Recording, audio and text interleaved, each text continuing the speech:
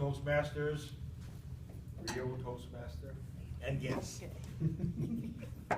Speech I decided to give tonight, I've entitled Speaker's Confidence.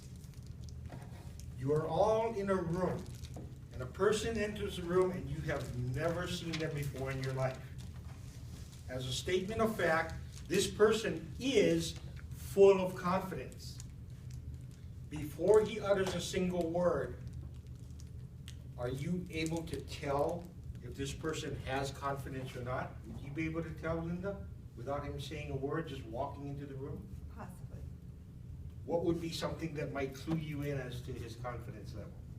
His manner, his looks. Maybe if he says Looks something. as in good or bad, or? No, looks as in how his emotions are being portrayed. Lillian, would you be able to tell without the person speaking a single word? Yes, I would. How would you tell? It would be based on their presence. People who are confident, have a certain demeanor about themselves, they walk straight, they stand erect, they just acknowledge the people in the room, not necessarily having to speak, but just let you know, I have arrived. Good one, I like that one. Luke, would you be able to tell? Oh yeah. How? They got their chin up a little bit higher. They got the shoulders back. They aren't afraid to look around. They're not looking down, and kind of look people in the eye when they say, "Hey, my name's Luke," or "My name's Harold," "My name's whatever." Good. Thank you for the help, folks. A lot of the things I agree with, some of the things I hadn't thought of yet. So I appreciate hearing from you guys.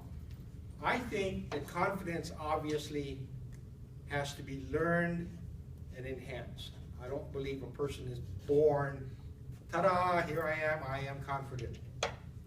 Confidence is nurtured by obviously other people who are trying to instill confidence. Some of the things I came up with were instructors, coaches, Toastmaster meeting audiences. Some of the things that help a person's confidence grow faster and better, I believe, has to come from support. It's like training a dog. Good corrections are always better than mean or hurtful corrections. If you can imagine taking a swim class, we're all standing on the pier and the instructor's down in the waist deep water.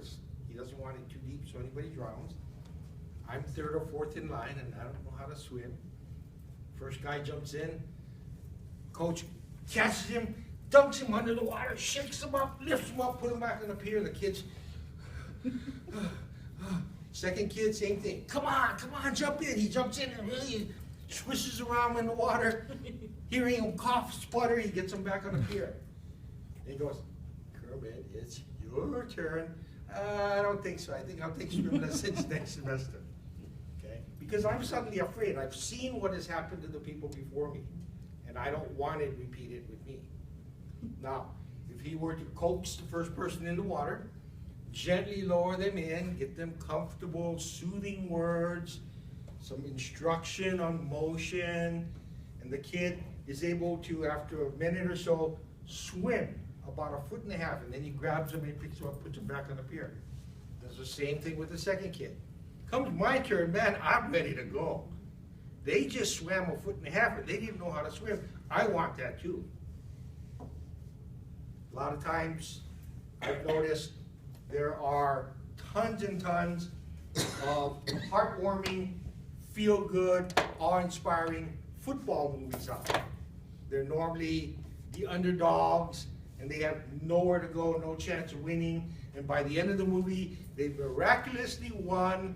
The coach is happy, but it's because generally the coach is featured as a person who has brought them along, who's taught them that yes, we're 0-14, but we haven't played these guys 3 times yet. So he gives them things. He fosters a feeling of, okay, maybe it doesn't look quite as bad as it does. And so therefore, these things for me play back toward my experiences with Toastmasters. I've become a much better speaker in Toastmasters because of the fact that all the Toastmaster audiences I've spoken in front of have been extremely supportive. When I was interviewed for that newspaper article, I tried to think of things I wanted him to make sure he got in that article. I wanted to make sure he put in there that public speaking was not top of the list. It's in there, but it doesn't have to be top of the list. And the supportive audience, because I feel that anyone who may be considering coming to our meeting and has not really spoken much in their lives needs to have their confidence nurtured. And they need to know that when they come in here and jump off the pier, we're not going to drop them. We're going to catch them. We're going to teach them a few strokes. And we'll get them to swim for a foot or so. Very often when I've had negative learning experiences in the past, which have diminished my confidence in different areas, normally there's been a scolding or a threat that has, yes, managed to make me stay and make me continue, but I believe these actions were merely palliatives. All they were doing was sustaining my activity without treating the underlying cause of my fear and my lack of confidence.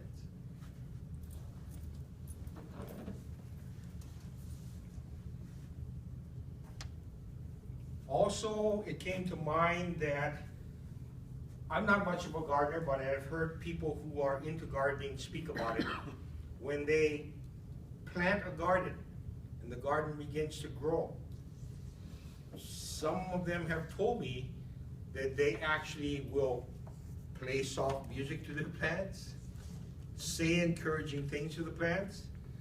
And at first, when I very first heard that type of statement, I thought to myself, okay, this person's working with 5 out of 6 cans in a 6-pack. This person is not on my level. But I've seen research that shows where a plant's growth, being a living thing, it actually has been enhanced by positive, nurturing stimuli. And so now I've come to the point where I believe it. I'm still not a gardener, I still don't grow anything, but I find that it's something I can add to my list of situations where confidence or positive growth is definitely enhanced by supportive, nurturing coaching. Thank you.